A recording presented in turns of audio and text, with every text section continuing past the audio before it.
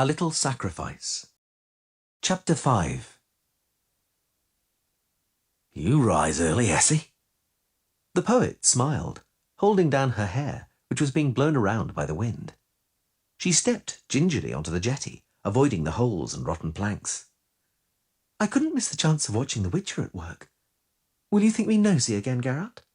Why, I don't deny it. I really am nosy. How goes it? How goes what? Oh, Geralt, she said, you underestimate my curiosity and my talent for gathering and interpreting information. I know everything about the case of the pearl divers. I know the details of your agreement with Aglaval. I know you're looking for a sailor willing to sail there, towards the dragon's fangs. Did you find one? He looked at her searchingly for a moment, and then suddenly decided. No, he replied. I didn't. Not one. Are they afraid? Yes, they are. How, then, do you intend to carry out an exploration if you can't go to sea? How, without sailing, do you plan to get at the monster that killed the pearl divers? He took her by the hand and led her from the jetty. They walked slowly along the edge of the sea, across the pebbly beach, beside the launches pulled up on the shore, among the rows of nets hung up on stilts among the curtains of split, drying fish being blown by the wind. Geralt unexpectedly found that the poet's company did not bother him at all, that it was not wearisome or intrusive. Apart from that, he hoped that a calm and matter-of-fact conversation would erase the results of that stupid kiss on the terrace. The fact that Essie had come to the jetty filled him with the hope that she did not bear him a grudge. He was content. Get at the monster, he muttered, repeating her words. If only I knew how. I know very little about sea monsters. Interesting. From what I know, there are many more monsters in the sea than there are on land, both in terms of number and variety of species. It would seem, thus, that the sea ought to be a great opportunity for witches to show what they can do. Well, it isn't. Why? The expansion of people onto the sea, he said, clearing his throat and turning his face away, hasn't lasted very long.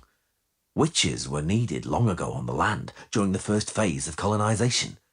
We aren't cut out to fight sea-dwelling creatures, although you're right, the sea is full of all sorts of aggressive filth. But our witcher abilities are insufficient against sea monsters. Those creatures are either too big for us, or are too well armoured, or are too sure in their element, or all three. And the monster that killed the pearl divers? You have no idea what it was? A kraken, perhaps. No, a kraken would have wrecked the boat, but it was intact, and, as they said, totally full of blood. Little Eye swallowed and visibly paled. Don't think I'm being a know-all. I grew up by the sea, and I've seen a few things. In that case, what could it have been? A giant squid? It might have dragged those people from the deck. There wouldn't have been any blood. It wasn't a squid, Geralt, or a killer whale, or a draco turtle, because whatever it was didn't destroy or capsize the boat. Whatever it was went on board and carried out the slaughter there. Perhaps you're making a mistake looking for it in the sea. The Witcher pondered. I'm beginning to admire you, Essie, he said. The poet blushed. You're right. It may have attacked from the air. It may have been an ornitho dragon, a griffin, a wyvern, a flying drake, or a forktail. Possibly even a rock. Excuse me, Essie said. Look who's coming. Aglaval was approaching along the shore alone, his clothes sopping wet. He was visibly angry and flushed with rage on seeing them. Essie curtsied slightly. Geralt bent his head, pressing his fist to his chest. Aglaval spat. I sat on the rocks for 3 hours almost from daybreak, he snarled. She didn't even make an appearance. 3 hours, like an ass on rocks swept by the waves. Sorry, the Witcher muttered. You're sorry, the Duke exploded. Sorry? It's your fault. You fouled everything up. You spoiled everything. What did I spoil? I was only working as an interpreter. To hell with work like that, Aglaval interrupted angrily, showing off his profile. His profile was indeed kingly, worthy of being struck on coinage. Verily, it would have been better not to hire you. It sounds paradoxical, but while we didn't have an interpreter, we understood each other better, Sheernats and I, if you know what I mean. But now, Do you know what they're saying in town? Rumours are spreading that the pearl divers perished because I enraged the mermaid, that it's her revenge. Nonsense, the Witcher commented coldly. How am I to know that it's nonsense? The Duke growled. How do I know you didn't tell her something? Do I really know what she's capable of? What monsters she chums around with down in the depths?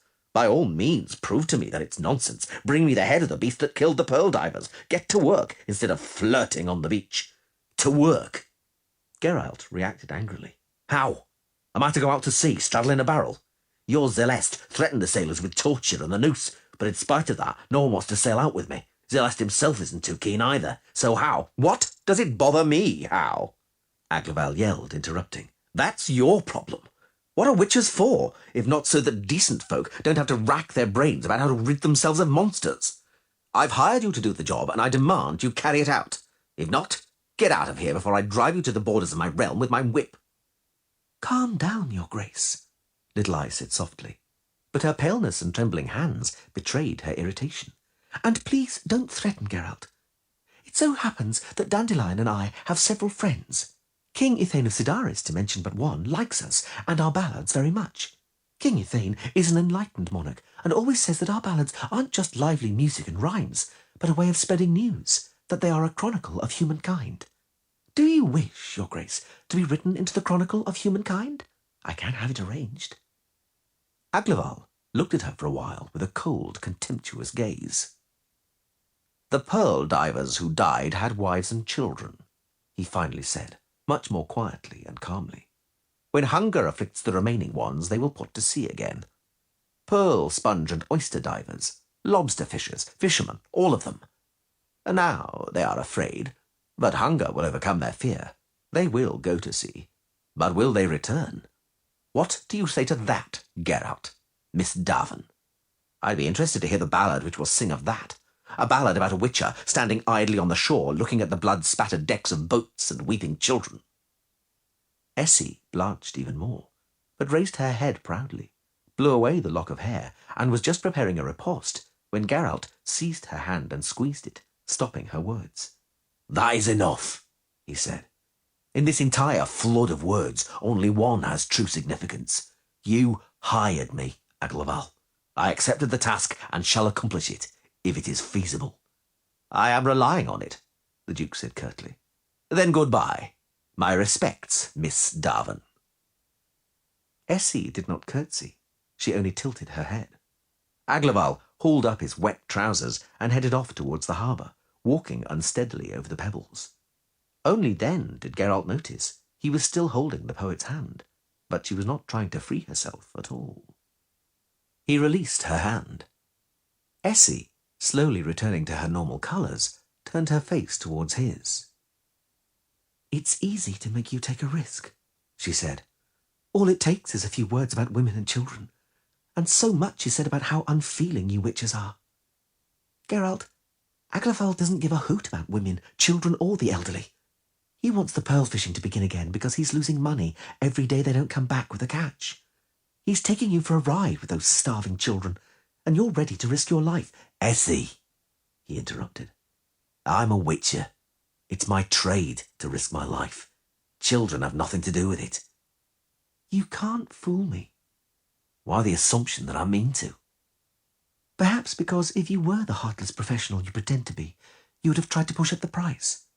But you didn't say a word about your fee. Oh, never mind. Enough of all that. Are we going back? Let's walk on a little. Gladly. Geralt? Yes? I told you I grew up by the sea. I know how to steer a boat and put that out of your head. Why? Put that out of your head, he repeated sharply. You might, she said, have phrased that more politely. I might have, but you would have taken it as the devil only knows what. And I am an unfeeling witcher and heartless professional.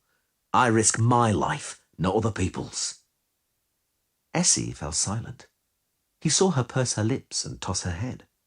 A gust of wind ruffled her hair again, and her face was covered for a moment by a confusion of golden curls. I only wanted to help you, she said. I know. Thank you. Geralt, Yes. What if there is something behind the rumours Aglaval was talking about? You know well that mermaids aren't always friendly. There have been cases— I don't believe them.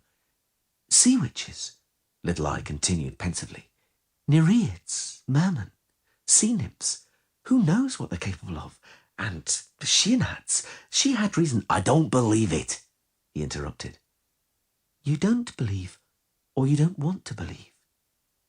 He did not reply. And you want to appear the cold professional? She asked with a strange smile. Someone who thinks with his sword hilt? If you want, I'll tell you what you really are. I know what I really am. You're sensitive, she said softly. Deep in your angst-filled soul, your stony face and cold voice don't deceive me. You are sensitive, and your sensitivity makes you fear that whatever you are going to face with sword in hand may have its own arguments, may have the moral advantage over you. No, Essie, he said slowly. Don't try to make me the subject of a moving ballad, a ballad about a witcher with inner conflicts. Perhaps I'd like it to be the case, but it isn't. My moral dilemmas are resolved for me by my code and education, by my training. Don't talk like that, she said in annoyance. I don't understand why you try to— Essie, he interrupted her again. I don't want you to pick up false notions about me. I'm not a knight-errant. You aren't a cold and unthinking killer either. No, he agreed calmly. I'm not, although there are some who think differently. For it isn't my sensitivity and personal qualities that place me higher, but the vain and arrogant pride of a professional convinced of his value, a specialist in whom it was instilled that the code of his profession and cold routine is more legitimate than emotion, that they protect him against making a mistake which could be made should he become entangled in the dilemmas of good and evil, of order and chaos. No, Essie, it's not I that am sensitive, but you. After all, your profession demands that, doesn't it? It's you who became alarmed by the thought that an apparently pleasant mermaid attacked the pearl divers in an act of desperate revenge after being insulted. You immediately look for an excuse for the mermaid, extenuating circumstances. You balk at the thought that a witcher, hired by the Duke, will murder an exquisite mermaid just because she dared to yield to emotion. But the witcher, Essie, is free of such dilemmas, and of emotion. Even if it turns out that it was the mermaid, the witcher won't kill the mermaid, because the code forbids him. The code solves the dilemma for the witcher. Little Eye looked at him, abruptly lifting up her head. All dilemmas? She asked quickly. She knows about Yennefer, he thought. She knows. Dandelion, you bloody gossip. They looked at one another. What is concealed in your deep blue eyes, Essie? Curiosity? Fascination with otherness? What are the dark sides of your talent, Little Eye? I apologise, she said. The question was foolish and naive. It hinted that I believed what you were saying. Let's go back. That wind chills to the marrow. Look how rough the sea is. It is. Do you know what's fascinating, Essie? What? I was certain the rock where Aglaval met his mermaid was nearer the shore and bigger. And now it's not visible. It's the tide, Essie said shortly. The water will soon reach all the way to the cliff. All that way? Yes. The water rises and falls here considerably, well over 10 cubits, because here in the strait and the mouth of the river there are so-called tidal echoes, as the sailors call them.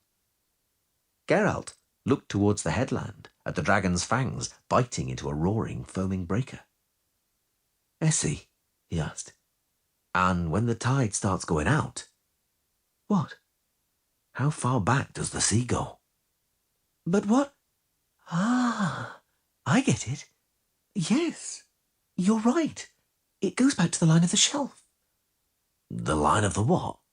Well, it's like a shelf. Flat shallows, forming the seabed, which ends with a lip at the edge of the deep waters. And the dragon's fangs? Are right on that lip. And they are reachable by wading. How long would I have? I don't know. Little Eye frowned. You'd have to ask the locals, but I don't think it would be a good idea. Look, there are rocks between the land and the fangs. The entire shore is scored with bays and fjords. When the tide starts going out, gorges and basins full of water are formed there. I don't know if—" From the direction of the sea and the barely visible rocks came a splash and a loud melodic cry. "White hair!" the mermaid called, gracefully leaping over the crest of a wave, threshing the water with short, elegant strokes of her tail. "She nuts!" he called back, waving a hand. The mermaid swam over to the rocks, stood erect in the foaming green water, and used both hands to fling back her hair, at the same time revealing her torso with all its charms. Geralt glanced at Essie.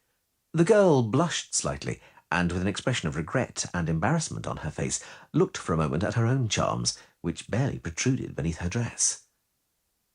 "Where is my man?" Shinat sang, swimming closer. "He was meant to have come." "He did. He waited for 3 hours and then left." "He left?" the mermaid said, in a high trill of astonishment. "He didn't wait. He could not endure 3 meagre hours. Just as I thought. Not a scrap of sacrifice. Not a scrap. Despicable, despicable, despicable! And what are you doing here, Whitehair? Did you come here for a walk with your beloved? You'd make a pretty couple. Were you not marred by your legs?" "She is not my beloved. We barely know each other." "Yes," Shinat said in astonishment. "Pity. You suit each other. You look lovely together. Who is it?" "I'm Essie Davenport," Little Eye sang, with an accent and melody, beside which the witch's voice sounded like the cawing of a crow. "Nice to meet you, She-nuts." The mermaid slapped her hands on the water and laughed brightly. "How gorgeous!" she cried. "You know our tongue. Upon my word, you astonish me, you humans. Verily, not nearly as much divides us as people say." The Witcher was no less astonished than the mermaid, although he might have guessed that the educated and well-read Essie would know the elder speech better than him. It was the language of the Elves, a euphonious version of which was used by mermaids, sea witches, and nereids. It also ought to have been clear to him that the melodiousness and complicated intonation pattern of the mermaid's speech, which for him was a handicap, made it easier for Little Eye. "She-nuts," he called. "A few things divide us, nevertheless, and what occasionally divides us is spilled blood. Who killed the pearl divers over there by the 2 rocks? Tell me." The mermaid dived down, churning the water. A moment later, she spurted back out onto the surface again, and her pretty little face was contracted and drawn into an ugly grimace. "Don't you dare!" she screamed, piercingly shrilly. "Don't you dare go near the steps! It is not for you! Don't fall foul of them! It is not for you!" What isn't for us?" "Not for you!" Shinat yelled, falling onto her back on the waves. Splashes of water shot high up. For just a moment longer they saw her forked, finned tail flapping over the waves. Then she vanished under the water. Little Eye tidied her hair, which had been ruffled by the wind. She stood motionless with her head bowed. "I didn't know," Geralt said, clearing his throat, "that you knew the elder speech so well, Essie." "You couldn't have known," she said, with a distinct bitterness in her voice. After all, you barely know me."